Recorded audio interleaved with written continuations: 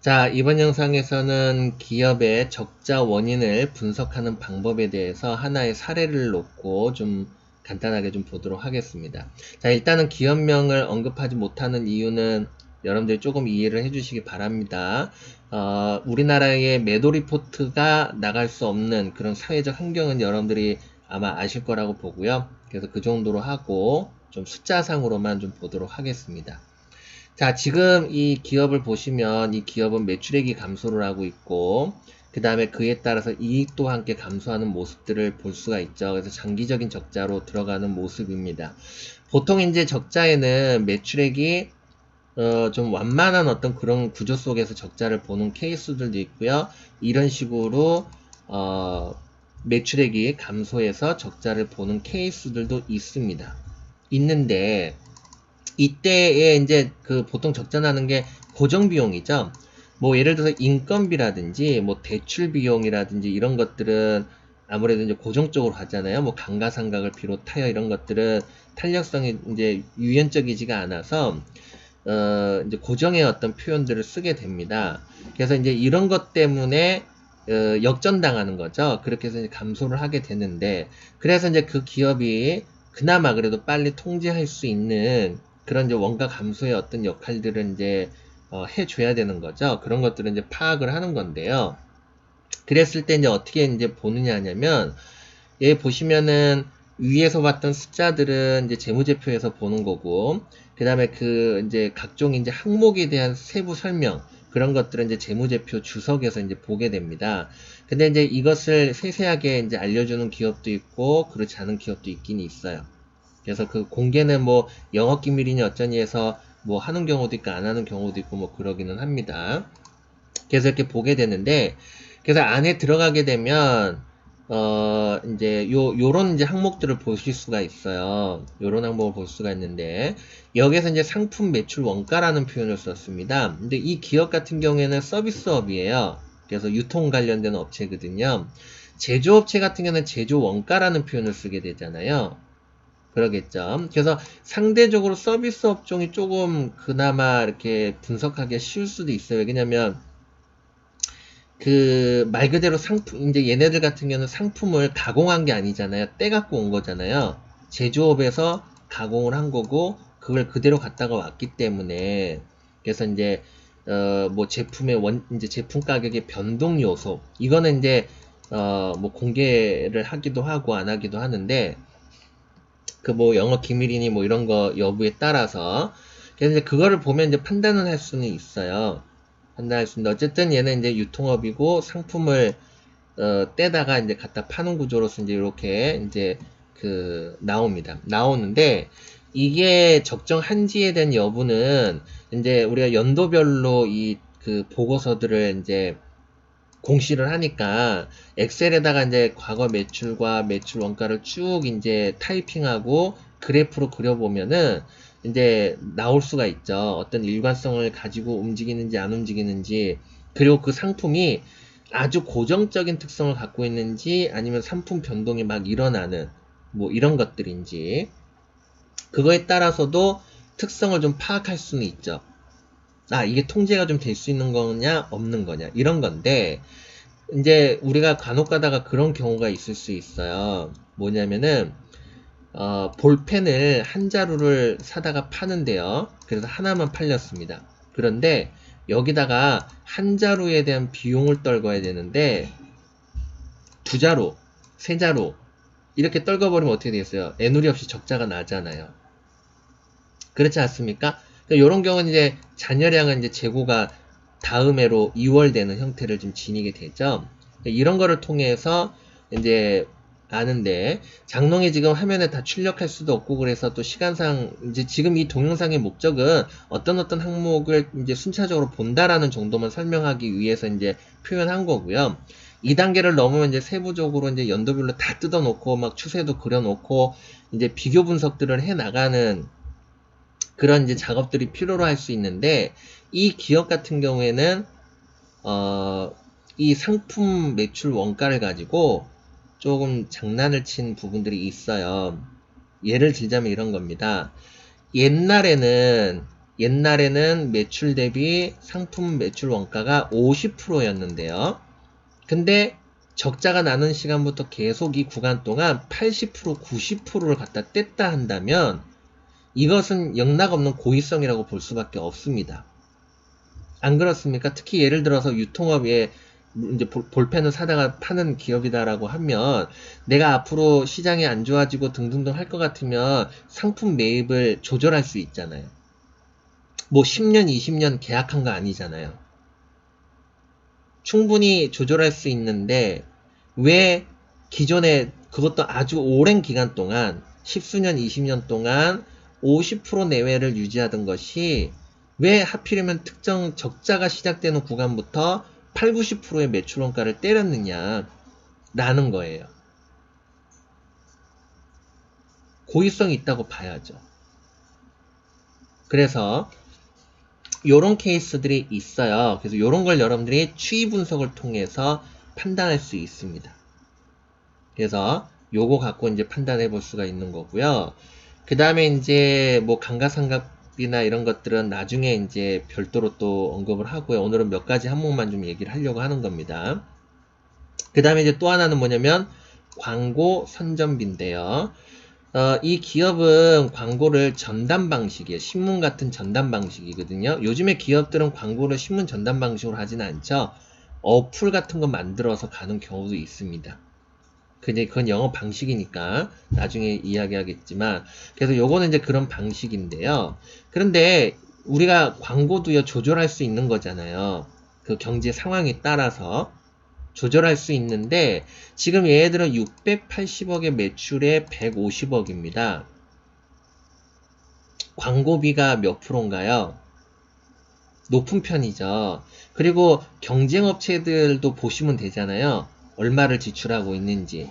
그걸 보면 이제 알 수 있는 부분들인데, 물론 이게 숫자다 보니까 어떤 분들은 뭐 이게 크냐라고 얘기할 수도 있고, 그거는 이제 주관적일 수밖에 없죠. 사실상은 이제 많다 안 많다라는 부분들은. 근데 이제 장롱의 생각은 이렇게 높게 광고비를 지출을 해야 될까 하는 의문성을 갖고 있는 부분에서 이제 우리가 찾아봅니다. 이 광고 선전비를 어디다 지출했는지 얘기하는 기업도 있을 수도 있고 얘기 안 하는 기업이 있을 수도 있잖아요. 이것도 엄연히 보면 영업 기밀일 수도 있잖아요. 근데 대부분이 얘기 안 하죠. 물론 원자재를 뛸 때에 어디에서 뗐다고 공시하는 그런 기업들도 있어요. 있는데 안 하는 경우가 일단 많아요. 많은데 그런데 자기네들은 영업기밀이라고 안 했지만 노출되는 경우도 있습니다. 어떤 케이스가 있을 수 있느냐면요. 여기 계열사와 이해관계 그 밖에 투자자 보호 여기를 이제 들여다보시게 되면 이런 경우가 있어요. 첫 번째 사례는 예를 들어서 이제 A라는 이제 오너 기업이 있고, 그리고 이 밑에는 광고 회사가 있어요. 계열사가. 그래서 이쪽으로 오다를 주는 거죠. 오다를 주는 건데, 이런 경우가 있어요. 예를 들어가지고, 이 기업이 실적 개선이 돼야 돼. 뭐, 부채가 많다든지. 그래서, 과다 계상해가지고, 이쪽으로 밀어주게 하는 경우가 있고, 또 그 반대인 경우도 있어요. 요런 경우는 이제 계열사에 이제 돈이 오고 가는 것들은, 뭐 웬만히 다 이제 공시를 하니까, 그거를 보고 이제 적정성을 좀 보시면 돼요. 그래서 그렇게 이제 하는 경우도 있고요. 또 어떤 경우는 이런 경우도 있어요. 이제 특수관계인이라고 그래가지고, 오너를 중심으로 오너 가족들이 광고 회사를 갖고 있어요. 그리고 이 지분 관계도 이렇게 약간 얽혀 있게 되면 요 자료들에 남고 언론 보도에도 나옵니다.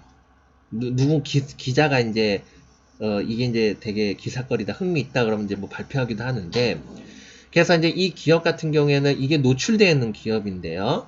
그래서 이 경영자의 오너의 일가족이 광고 회사를 갖고 있고요. 물론 대놓고 이 회사가 이 회사에다 지출했다라고는 얘기는 안 해요. 대놓고는 얘기는 안 하지만 의심은 가죠. 그래서 막 뒤져보면 막 언론에 막 노출되는 경우도 있고 막 그래요. 또는 그 임직원들 있잖아요. 직원들. 직원들 중에는 아는, 이 기업 내용을 아는 사람들이 있을 거 아닙니까? 그래서, 노하우를 하나를 공개를 하자면, 그 취업 정보 관련된 부분들이 있잖아요. 그런데 보면, 특히 이제 젊은 직원들 같은 경우에는 이제, 이렇게 정보를 공유하는 경우도 있거든요. 이제 그런데 이제, 취업자로서 이렇게 가가지고, 이제 해갖고 이제 이것저것 물어봐서 알아내는 경우도 있고, 뭐 그렇습니다. 그래서 이제 그런 방법을 통해서 어디랑 거래처를 따는지 뭐 이런 것들 알 수도 있고 뭐 하는 거죠. 또는 내가 광고 뭐 업자거나 그러면 이제 또 접촉하면서 이렇게 알게 모르게 어디 광고 쓰세요? 그리고 저희가 더 싸게 드릴 수 있는데 그러면서 이제 이래저래 하면 이제 기업명이 나오잖아요. 이제 그러면 이제 그것이 이제 여기 이해관계가 있다 없다 이렇게 좀 나올 수가 있는 거죠. 그래서 이제 이런 경우에는 이제 또 과다 계상을 해서 이렇게 매출 전표를 끊어주는 그런 케이스들도 있을 수가 있는 것이겠죠. 그래서 큰 요지는, 오늘의 요지는 뭐냐면 적자를 본다라고 한다면 이번에는 매출이 감소하는 그런 유형의 적자니까 그래서 제일 먼저 볼 것이 고정 비용이다 라는 부분이에요. 이를테면 감가상각이라든지 우리가 예를 들어서 건물을 짓잖아요. 생산기지나 아니면은 영업시설을 건물을 크게 지었습니다. 근데 그때는 매출액이 높았으니까 나름대로 흑자를 유지할 거라고 생각해서 건물을 과다하게 지었는데 이게 매출액이 꺾어져 버리면 이거 감가상각은 뭐 20년이 됐든 5년이 됐든 그 자산의 어떤 그 성격에 따라서 이제 분할을 하게 되잖아요. 이런 경우에는 이제 적자가 발생이 될 수 있는 거겠죠. 그래서 이런 것들. 그 다음에 인건비. 인건비 같은 경우에도 직원을 하루아침에 자를 수가 없으니까 경기가 좋을 때 직원을 많이 뽑아놓고 했는데 매출액이 줄어들어 버려갖고 역전이 됐다든지 그래서 이제 회사가 어려워지니까 직원들한테 임금 반납 운동을 하자라든지 아니면 희망퇴직을 하자라고 했는데 직원들이 웃기는 소리 하지 마. 우리는 똘똘 뭉쳐서 절대 안 나갈 거야. 그리고 월급 올려줘. 실질적으로 이런 사례들이 있습니다. 회사가 영업이 어려워지고 경영이 어려워지고 적자가 보는데도 불구하고 그 적자의 원인은 전부 오너 책임이지 우리 책임이 아니다. 그래서 우리는 절대 양보할 수 없다. 그래서 심지어는 인건비까지 인상시켜달라고 그러고 하는 케이스가 적지 않게 있거든요. 그래서 이제 이런 거를 통해서 또 그 인건비의 적정성 비중들을 따져볼 수 있는 거고요. 합니다. 그래서 여러분들 이제 크게 들여다볼 것은 방금 얘기했던 것처럼 감가상각비, 그 다음에 급여, 그 다음에 상대적으로 비중이 높은 특정 어떤 그 요소들, 이런 것들을 통해서 이 추이를 보면 이게 관리가 되는지 안 되는지 비정상적으로 아니 이런 환경 때는 예를 들어서 뭐 전기료 같은 것도 있을 수 있잖아요. 통신비나 전기료 뭐 수도료도 있는데 회사가 어려워지면은 얼마든지 이게 줄어들 수 있는 건데 이게 그대로 높은 포지션을 유지하거나 또는 오히려 증가한다면 직원들이 막 물 막 빼쓰고 전기 막 빼쓰고 회사가 망하든 말든 그냥 막 난 내 할 거 한다 그러면서 막 썼을까요? 이런 거를 통해서 이제 그 기업이 비용을 줄이는가 안 줄이는가 또 설령 이제 감소를 하더라도 매출 감소 속도가 더 빠른가 안 빠른가 이런 거를 통해서 이제 적자 원인을 판단할 수 있고 이것이 흑자로 돌아설 수 있는지 없는지 이런 것들을 봐야 할 부분입니다. 봐야 되는데 하나 코멘트를 더 남기자면 우리가 과거에 10년, 20년 전만 하더라도요. 사실상은 이 고정비용에 대해서 잘 보지 않았어요.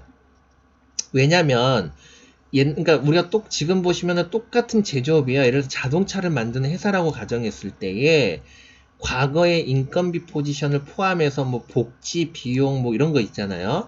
이런 거 했을 때 매출액이 3%였던 것이 지금은 매출의 13%로 올라갔습니다. 대표적인 게 자동차주들이거든요. 이게 포지션이 높아지는 앞으로도 이 포지션이 높아질 수도 있어요.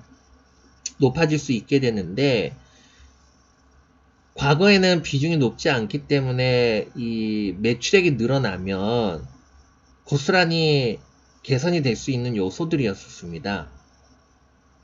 그런데 요즘에는 이게 고정자산의 포지션이 높아지는 그런 구조고요. 그리고 기업이 매출액이 예를 들어서 비수기 때에 이런저런 이유로 매출액이 줄어들었다가 줄어든 구간에서 기업이 매년 인건비를 인상하는데 실질적으로 이런 기업들이 되게 많아요.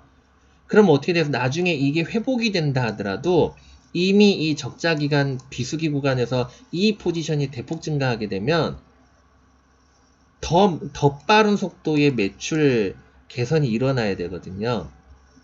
그런데 그렇지 않다 그러면 어떻습니까? 개선의 결과가 없을 수도 있다는 것이죠. 그래서 과거에는 이 전체 범위의 극히 일부였기 때문에 크게 안 받는. 그러니까 우리가 예전에 쉽게 해서 원자재 가격, 순수 원자재 가격의 비중이 매출 대비 비중이 과거하고 지금하고 다르죠. 그래서 왜 옛날에도 그런 얘기 있었어요. 20년 전에 경영자들이 야, 인건비 때문에 내가 경영을 못 해먹겠어. 이런 얘기를 했지만 이걸 이제 분석하는 그런 어떤 분석가들은 인건비를 안 받습니다. 아니거든. 그때는 매출 원가의 많은 비중을 차지했던 게 원자재였거든요. 그래서 원자재 가격이 떨어지면 얼마든지 충분히 흑자 전환을 일으키고 했던 시대였었는데 요즘에 이제 비용 관계가 이제 바뀌어 버리니까 그래서 이제 우리가 요거를 이제 좀 들여다보죠. 그리고 기업의 노동 생산성 이런 것들을 예전에는 잘 안 봤는데 요즘에는 또 봐야 되는 그런 또 케이스들이 늘어나고 있습니다. 그래서 좀 더 이제 복잡해지는 부분들이 있거든요. 그래서 여러분들이 오늘 여기에서 이제 배운 내용은 뭐냐면 그래프를 그려라. 과거 이력하고 그래서 어떤 일관성이 있는지 비정상적으로 증가하거나 상대적으로 비중이 차지하는 부분들이 있는지 그 부분에 대해서 개선의 노력이 있는지 없는지 이런 것들을 보면 그나마 이제 원인을 알 수 있고 좀 이제 추정을 할 수 있지 않느냐라는 이제 이야기죠. 그래서 요 정도까지 하고요. 여기에서 이제 좀 더 세부적으로 나중에 또 사례를 통해서 또 이야기를 하도록 하겠습니다.